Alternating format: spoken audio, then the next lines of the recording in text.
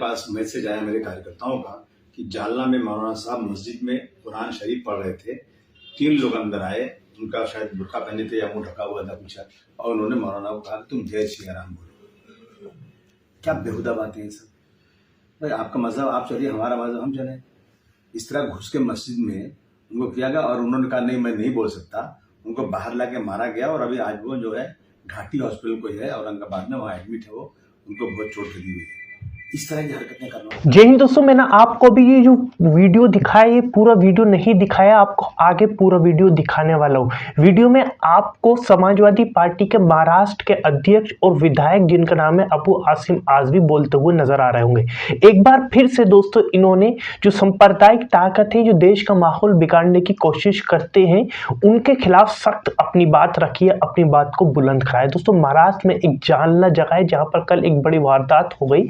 वारदातें काफी बड़ी हो गई, जहां पर एक मस्जिद के अंदर 3 अपने मुंह को ढके हुए, अपने जिस्म को ढके हुए सांप्रदायिक माहौल बिगाड़ने की कोशिश करने वाले लोग 3 लोग मस्जिद में घुस गए। जहां मौलाना साहब अब कुरान शरीफ पढ़ रहे थे मस्जिद में, क्योंकि इस टाइम रमजान का पाक महीना चल रहा है, सभी लोग इबादत में लगे हुए हैं, तो मौलाना साहब भी मस्जिद में कुरान शरीफ पढ़ रहे थे। जब भी 3 लोग घुस जाते हैं और मौलाना साहब के साथ बदतमीजी करते हैं और जय श्री राम का नारा लगाने को कहते हैं, मौलाना साहब उनसे मना करते कि मैं नहीं लगा सकता जय श्री राम का नारा, क्योंकि संविधान भी एक कहता है, सभी को इजाजत देता है कि आप किसी से जबरदस्ती नारा नहीं लगवा सकते। कोई भी नारा हो आप जबरदस्ती नहीं लगवा सकते। दोस्तों वो जब मौलाना जय श्री राम का नारा नहीं लगाते तो मस्जिद के बाहर उनको मस्जिद में भी पीटा जाता है, मस्जिद के बाहर भी पीटा जाता है। उसी को लेकर अबू आसिम आजमी साहब ने अपनी बात रखी है। तो आप सबसे पहले वो पूरा वीडियो देख लिए। मैं कोई ऐसा मुद्दा ला करके समाज को बांटने का काम कभी नहीं करता, मैं समाज को जोड़ने की कोशिश करता हूँ। हमारे पास मैसेज आया मेरे कार्यकर्ताओं का कि जालना में मौलाना साहब मस्जिद में कुरान शरीफ पढ़ रहे थे। 3 लोग अंदर आए, उनका शायद बुर्का पहने थे या मुंह ढका हुआ था कुछ, और उन्होंने मौलाना को कहा तुम जय श्री राम बोलो। क्या बेहुदा बातें हैं सब। भाई आपका मजहब आप चलिए, हमारा मजहब हम चले। इस तरह घुस के मस्जिद में उनको किया गया और उन्होंने कहा नहीं मैं नहीं बोल सकता। उनको बाहर लाके मारा गया और अभी आज वो जो है घाटी हॉस्पिटल को है औरंगाबाद में, वहाँ एडमिट है। वो उनको बहुत चोट लगी हुई है। इस तरह की हरकतें करना, मैं समझता हूँ कि ये पानी सर से ऊंचा होता जा रहा है कि आज ये रमज़ान का महीना हमारे लिए बहुत अहम महीना होता है। कुरान शरीफ उसी महीने में नाजिल हुआ उतरा था और हम सब काम ना छोड़ करके सिर्फ दुआएं करते हैं अल्लाह ताला हमारे मुल्क में अमन और अमान रखे, हम सब मिलजुल कर इस मुल्क रहें। लेकिन ऐसी बातें कही जा रही हैं जिनका कोई सर पैर नहीं है, तो ये नफरत फैलाई जा रही है। मैं समझता हूँ, मैं सबसे पहले तो जालना के और महाराष्ट्र के और पूरे देश के लोगों से कहना चाहता हूँ कि कुरान शरीफ में जगह जगह लिखा हुआ है कि सब्र करो और माफ करो, नमाज पढ़ो। हमें इससे कोई झगड़ा लड़ाई नहीं करना है। हमें अल्लाह के सामने हाथ फैलाकर दुआ करना है कि हमारे मुल्क अमन अमान रहे। कहते हैं ना, वो कत्ल भी करते हैं तो चर्चा नहीं होता, हम आ भी भरते हैं तो हो जाते हैं बदनाम। रोजाना इन चीजों को देख के थक चुका हूं मैं। प्रधानमंत्री जी कहते हैं कि सबका साथ सबका विकास, सबके साथ एक तरह का इंसाफ होगा। हमें पकड़ करके हमारे लोगों से कहा जाए कि तुम जय श्री राम बोलो। हमने नहीं देखा किसी मौलाना ने, किसी मुसलमान ने, किसी हिंदू भाई को पकड़ कर कहा होगा कि तुमको कुरान शरीफ पढ़ना पड़ेगा, तुम अल्लाह अकबर बोलो, तुम नारे तकबीर अल्लाह अकबर लगाओ। नहीं, ये सब चीजें गलत, इस पर रोक लगना चाहिए। अब 2 लोग सुना मैंने अभी मुझे मालूम पड़ा कार्यकर्ता के जरिए 2 लोग गिरफ्तार हुए। मेरी मांग है कि उनको 307 में गिरफ्तार किया जाए और दंगा भड़काने 2 समूहों में दंगा भड़काने के, मैंने कह रहा हूं कि आतंकवाद का केस लगना चाहिए। ये आतंक है, आतंक फैलाया जा रहा है और 2-5 साल तक ऐसे लोगों को जमानत नहीं मिलना चाहिए ताकि लोग सबक सीखें।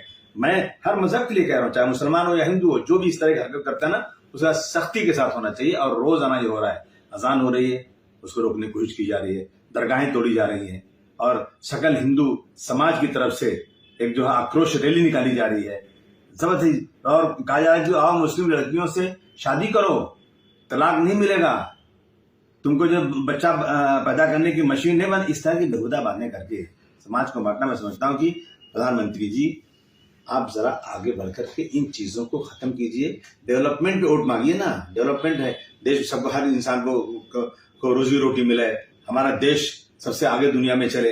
ये क्या है रोजाना धर्म के ऊपर आपस में लड़ाई करना। जो लोग ये कर रहे हैं उन पे सख्त कार्रवाई होना चाहिए, मेरी मांग है। सर आपने जो है देवेंद्र फडणवीस को खत लिखा है, साथ ही मुख्यमंत्री एकनाथ शिंदे को आपने खत लिखा है, क्या सरकार की तरफ से कोई आपने जब ये मुद्दा उठाया तो कोई जवाब आ पाया आपके पास? कभी नहीं आता।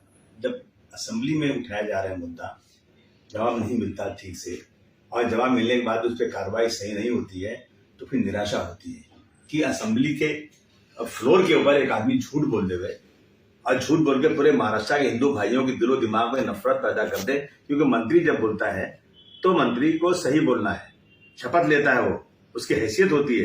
लेकिन मंत्री गलत बोल रहा है और उसके ऊपर कोई कार्रवाई नहीं हो रही, कुछ नहीं हो रहा है। क्या करें, किसको जाए? कहते हैं बर्बाद गुलिस्तान करने को बस एक ही उल्लू काफी है। यहाँ तो हर शाख पे उल्लू बैठा है, अंजाम में गुलिस्तान क्या होगा? सर, क्या आपसे पीड़ित मौलाना जो है उनसे बातचीत हो पाई है? क्या उनके परिवार के किसी सदस्य से बात हो पाई है?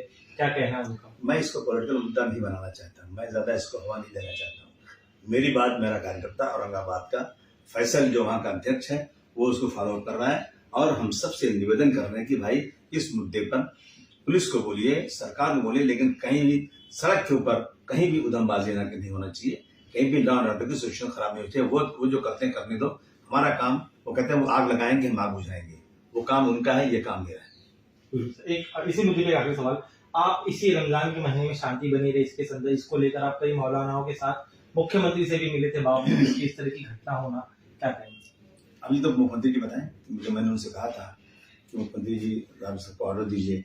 अगर मुख्यमंत्री जी या हमारे डिप्टी चीफ मिनिस्टर साहब जो होम मिनिस्टर भी हैं वो चाहते हैं कि शांति रहे, तो कम से कम ऐसे लोगों के ऊपर ऐसा सख्त कानून लगाएं कि कुछ साल तक उनकी जमानत ना हो। ये करेंगे तो मैं समझूंगा ठीक है, और नहीं करेंगे मैं समझूंगा सब मिले जुले हम क्या कर सकते हैं। सर, इसके अलावा माइंड में हमने देखा समंदर में जो एक मजार थी उसे तोड़ दिया गया, अवैध रूप से जो मजार थी उसे तोड़ दिया गया। अब मुंब्रा की पहाड़ियों पर भी कई सारे इस तरह से मजार है। एमएनएस का कहना है कि उसे भी तोड़ा जाए, अन्यथा हम उस मजार के बगल में हिंदू मंदिर बनाएंगे। सब बना लो, सब मुसलमानों को मार के फेंक दो, खत्म कर दो, जितनी तादाद उनकी है उनको निकाल दो। इस मुल्क से आपकी सरकार है और आपकी सरकार है, आपके पास पार्लियामेंट में, आपके असेंबली में मेजोरिटी है, जो चाहो कर दो, हम क्या कर सकते हैं? हम तो सिर्फ बात ही कर सकते हैं। 1000 साल तक हमने हुकूमत किया, लेकिन इसकी मिसाल नहीं मिलती। अगर उस हुकूमत में मुसलमानों ने जो अयोध्या बनाता है उसी हुकूमत बनाता है। आज जो मंदिरें, हजारों मंदिरें बनी है ना अयोध्या में, मुसलमानों के राज्य में बनी है। जो रामपुर नाम है ना, रामपुर, वो मुगलों के राज्य बना है, मुसलमानों के राज्य बना है। जो सीतापुर है ना, वो मुसलमानों के राज्य बना है। उनका दिल देखिए आप, इनका दिल देखिए आप, कितना फर्क है, क्या करेंगे? सर, एक आपके सवाल मेरा, सावरकर के मुद्दे पर पूरे देश भर में हंगामा हो रहा है। बीजेपी ने कहा है कि वो पूरे मुंबई में जो है सावरकर गौरव यात्रा निकालेगी। समाजवादी पार्टी का नजरिया क्या इस पर? समाजवादी पार्टी तमाशा देखने खड़े हो, क्या करेंगे? हम नहीं चाहते कि ये सब इन मुद्दों पर सियासत हो। मैं नहीं समझता हूँ कि अखिलेश यादव साहब कभी इन मुद्दों पर सियासत करते हो। हमारा मुद्दा ये है कि हम इस देश के अंदर अमन शांति लाएं और डेवलपमेंट लाएं, हर इंसान को रोजी रोटी मिले और हमारे देश की जो जीडीपी बढ़े और दुनिया में हमारे देश का नाम, हमारा ये मुद्दा है। शुक्रिया। दोस्तों, आपने पूरा वीडियो देख लिया। अब वो आसमी साहब ने कोई भी ऐसी बात नहीं रखी जिससे माहौल ख़राब हो। उन्होंने यही कहा कि कुरान शरीफ में कई बार लिखा हुआ है कि आप सब्र करिए, अगर आपके साथ कोई बुरा भी कर रहा है पर आप फिर भी उसे माफ़ करिए और सब्र करिए।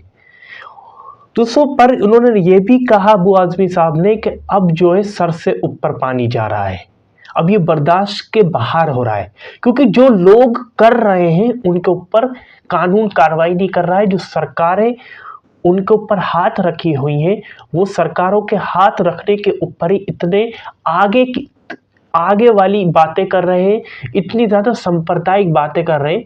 अगर ऐसे लोगों के ऊपर सख्त कार्रवाई हो तो ऐसी घटनाएं फिर देखने को ना मिले। उन्होंने ये भी कहा कि किसी मौलाना ने कभी ये कहा है, किसी को पकड़कर ज़बरदस्ती कहने को कहा है कि आप अल्लाहू अकबर कहें, अल्लाहू अकबर कहें, क्योंकि ऐसी वीडियो कोई भी सामने निकल कर आती ही नहीं है। सारी वीडियो क्या निकल कर आती है कि जय श्री राम के नारे लगाए, जय श्री राम के नारे लगाए, वो भी ज़बरदस्ती लगाने को कहा जाता है।